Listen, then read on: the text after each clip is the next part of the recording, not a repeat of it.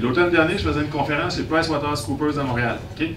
J'ai tous leurs associés un peu seniors, puis dans les plus jeunes, là, tous les gens en bas de 40 ans, c'est probablement 80% féminin. Maintenant, qu'en comptabilité, ça prend un diplôme de deuxième cycle, c'est presque juste des filles. Les plus vieux, 40 ans en montant, sont masculins, mais 40 ans en descendant, c'est très, très, très féminin. Okay? Les femmes, elles ont tendance à être meilleures à l'école, plus ouvertes sur le changement, meilleures avec les nouvelles technologies.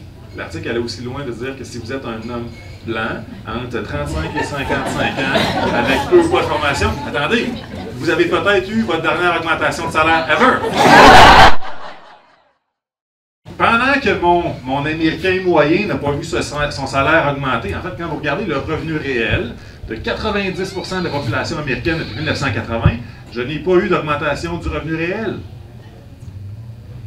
Fait que même si les plus riches s'enrichissaient, jusqu'en 2008, c'était pas grave. C'était pas grave pourquoi?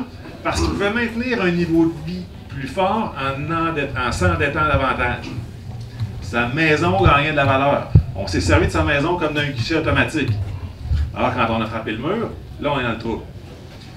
C'est pas le premier 1% de la population qui est problématique. C'est que vous regardez la part des revenus du premier 0,1% de la population.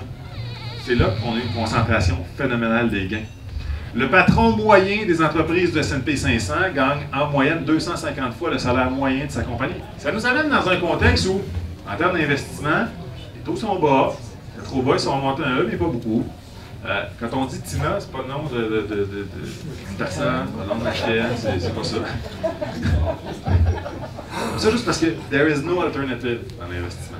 On voudrait être prudent, on ne voudrait pas être présent en croissance, les bourses sont beaucoup montées, mais on regarde ça et on se dit, voulez-vous de l'encaisse qui fait 0 ou moins 2 d'inflation? Est-ce qu'on veut des placements, je ne sais pas, moins 10 ans, une obligation du gouvernement fédéral canadien qui vient cher dans 10 ans, ça fait quoi aujourd'hui? 1,4 1,4 %?